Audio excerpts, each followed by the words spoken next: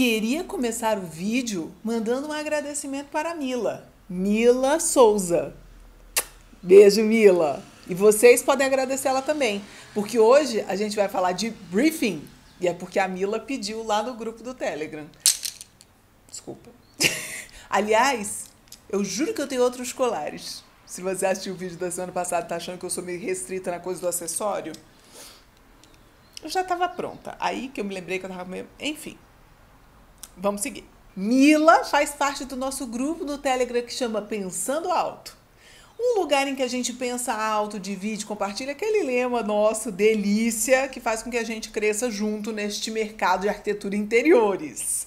E aí a Mila pediu pra gente falar sobre briefing. Você sabe o que é briefing? Este nomezinho difícil de falar, briefing. Que a gente fala briefing. Você fala do jeito que você quiser. O fato é, a gente precisa saber o que o cliente quer, o que o cliente espera, o que o cliente gosta, o que o cliente desgosta antes de começar a trabalhar. Trabalhar, no caso, fazer projeto. O projeto do cliente, né? Eu demorei muitos anos para entender a importância de um bom briefing. Então, você que está assistindo esse vídeo agora, para começo de conversa, já dá um like para mim e já compartilha com a galera que não está muito ligada nisso, os amigos da faculdade, um amigo que está ali num grupo de arquitetos que está começando, ou que já está aí na estrada há longo período, mas ainda dá umas vaciladas, umas ratadas no briefing. Manda este vídeo e aprenda com os meus erros. Não faz o que eu fiz durante anos e anos e dei mole por muito tempo, tendo que refazer muito trabalho, porque eu não tinha entendido exatamente o que o cliente queria. Premissa número 1. A gente tem que saber o que o cliente quer, porque o projeto não é pra gente, né? O projeto é para o cliente. Pode ser com a nossa linguagem, pode ser com a nossa forma de fazer, pode ser com a forma que a gente se identifica arquitetonicamente, porque você pode criar a sua linguagem, você pode se restringir, inclusive, não faço isso, só faço aquilo. Tá tudo bem, desde que o cliente saiba com antecedência. Mas você precisa atender às necessidades do cliente. Se o cliente diz que não gosta de cozinha americana integrada, você não vai fazer uma cozinha americana integrada para ele, porque não tem que funcionar para você. Tem que funcionar para ele, ainda que a linguagem esteja adaptada à sua forma de fazer. Estamos alinhados até aqui? Ótimo. Segundo ponto, a gente precisa ler o cliente. E aí isso daí tá nas entrelinhas. Essa leitura, quanto melhor ela é feita, mais fácil é projetar para aquele cliente. Então, se você souber exatamente o que o cliente quer, não o que ele acha que quer, mas exatamente o que ele quer, e o que ele gosta e o que ele não gosta, fica muito mais fácil de criar a solução que você propõe, que você vai propor para ele, que você fechou um contrato para apresentar.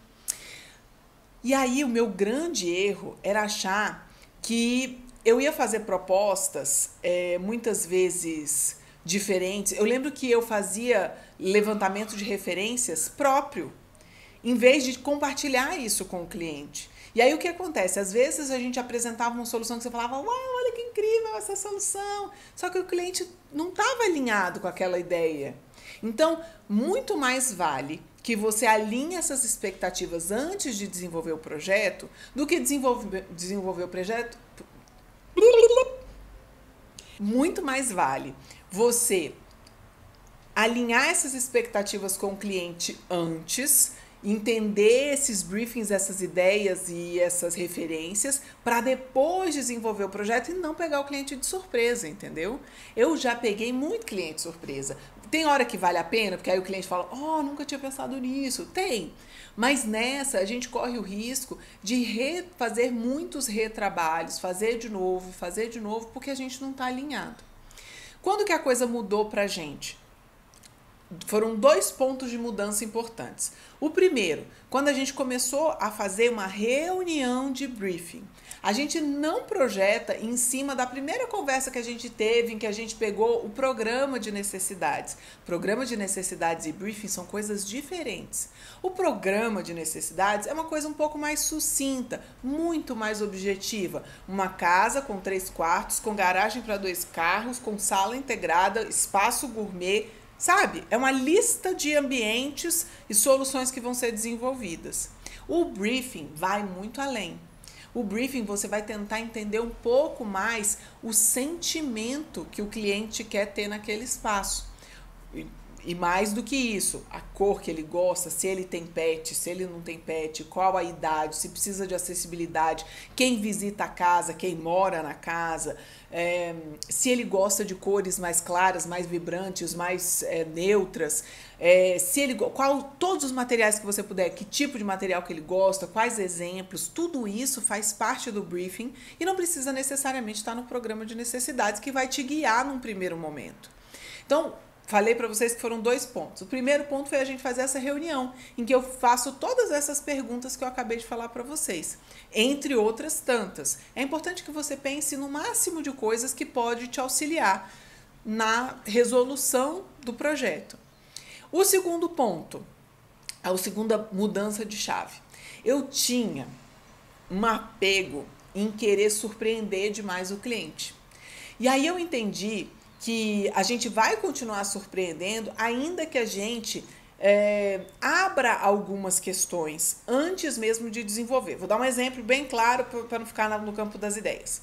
Estava fazendo uma casa, estava fazendo a primeira versão da casa, portanto os clientes nunca tinham visto a planta, nunca tinham visto a volumetria, nada. Antigamente, eu trabalhava escalada, sozinha, perdida, e aí apresentava para o cliente, e aí às vezes falava assim, mas esse pé direito aí não gostei não. Com estes clientes, que inclusive são clientes recentes, toda vez que eu tinha alguma dúvida, por exemplo, eu estava com a volumetria da fachada pronta, e aí eu estava na dúvida se eu alinhava uma laje em cima, e aí criava um pé direito mais alto num nível aqui que estava mais baixo do que o outro nível que eu tinha, então eu teria uma laje única, um pé direito altíssimo e um pé direito mais baixo aqui. E aí eu fui perguntar, ou a minha dúvida era ou isso, ou reduzir e fazer 2 lajes. Em vez de eu ficar na dúvida, em vez de eu ficar e aí renderiza, e aí manda, e aí apresenta para o cliente, e aí fica decepcionado, eu não tô abrindo o jogo para o cliente, tipo, tirando a surpresa do cliente, se eu virar para ele e perguntar, gente, o que vocês acham de um pé direito de 4,5 metros? Simples assim. E aí eles vão pensar e eles vão falar, a gente não gostou muito não. Então eu já retirei essa ideia da laje unificada. Isso pode significar vários estudos a menos. Olha só. E aí, nisso, você acelera o processo de projeto, você torna o projeto mais lucrativo, porque você alinhou, porque você conversou. Gente, briefing é fundamental. Fazer essa leitura é muito importante, porque a gente consegue não só entregar aquilo que o cliente tem de expectativa, mais próximo, mais alinhado com a expectativa que ele tem, mas a gente pode, por causa de um bom briefing, ter um projeto lucrativo ou ter um projeto de muito prejuízo, porque a gente não sabe exatamente o que o cliente quer e acaba oferecendo, apresentando uma coisa que é totalmente desalinhada com a expectativa deles. Viu a importância? Então agradeçam a Mila. E se você quiser também dar sugestão de vídeo, primeiro já coloca aqui nos comentários. Chama a galera, já falei isso uma vez. E participa também do grupo do Telegram. Ele andou um pouquinho sumido, um pouquinho não, sumido não, ele estava lá. Ele andou um pouquinho calado, calado no caso, porque janeiro foi uma loucura. Só fazendo uma atualização para vocês, lembra do vlog do começo do mês, que eu falei que ia dar certo o planejamento? Deu certo. À custa de eu não conseguir postar um stories, mas deu certo. A gente conseguiu cumprir quase todas as metas que eu estabeleci lá em janeiro. Já fiz a mesma coisa para fevereiro, e agora fevereiro está um pouquinho mais calmo, pelo menos para mim, para eu conseguir organizar a casa. A equipe segue trabalhando bem, mas sem corda no pescoço, que é ótimo.